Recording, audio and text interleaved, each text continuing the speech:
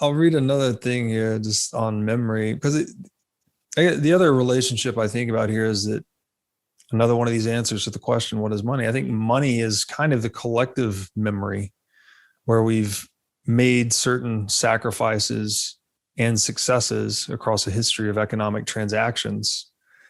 You've rendered favors to the market, and the market has rewarded you in terms of money or monetary value.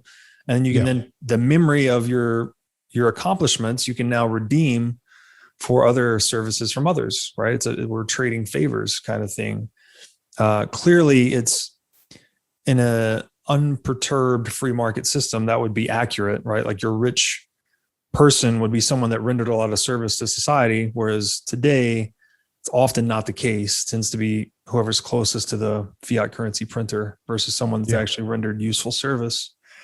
So I'll read this quote about memory just to add to that. He says, quote, "Our past is not a faithful record. Instead, it's a reconstruction. And sometimes it can border on mythology. When we review our life memories, we should do so with the awareness that not all the details are accurate. Some came from stories that people told us about ourselves. Others were filled with what we thought must have happened. So if your answer to who you are is based simply on your memories, that makes your identity something of a strange, ongoing, mutable narrative."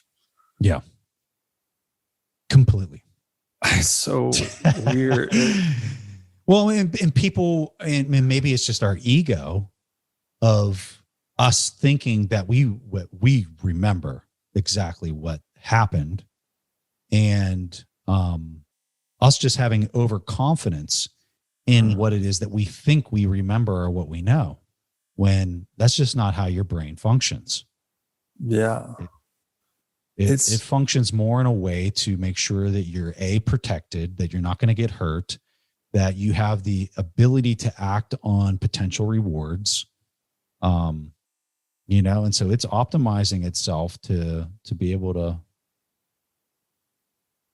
it's not like a photograph stored in a hard drive on your computer. It's just not. Right. So this one's tricky to me though, because you don't want to just throw up your hands and be like, well, I don't know if I remembered anything correctly, because then you're just fully manipulable, right? Anyone, if you're in an argument with your spouse and they're like, oh, that's not what happened, this happened.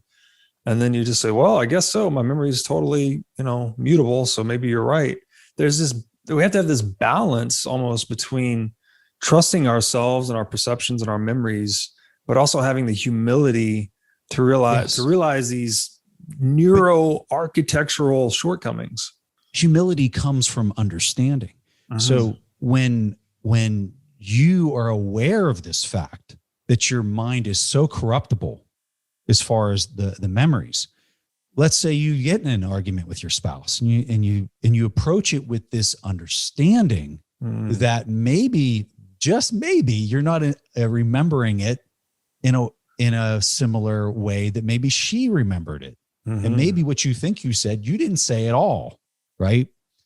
And so if you have that deep understanding of that potential, you might approach the conversation with, you know what, sweetie, I think this is what I said.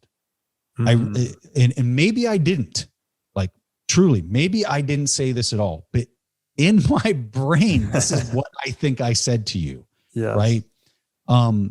You are approaching it with a lot of humility and understanding, and just the potential that, hey, maybe you are wrong and your brain's playing tricks on you. I just find that you're probably getting a lot less arguments. Yeah.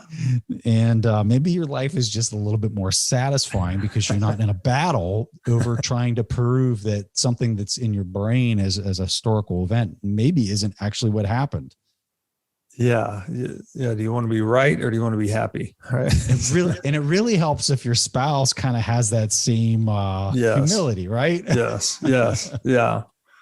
It's good. And we're just a little foreshadowing for the other book, The Soul. Like you get below maybe the facts of what happened, and you get to the intention, right? What you intended to say, or what. Bingo. But I I'll haven't read that allow book. I haven't read that book in so long, but it felt so good to hear you say that. I don't even remember everything that's in that book, but I remember walking away with that line of thinking, right? For the audience, we have about 16 pages of notes from the brain. I think the soul is probably close to 40 pages of notes. I was highlighting like crazy. How many things have we gotten through on these 16 pages of notes here? I'm on page 2 right now. So, and I'm skipping a lot.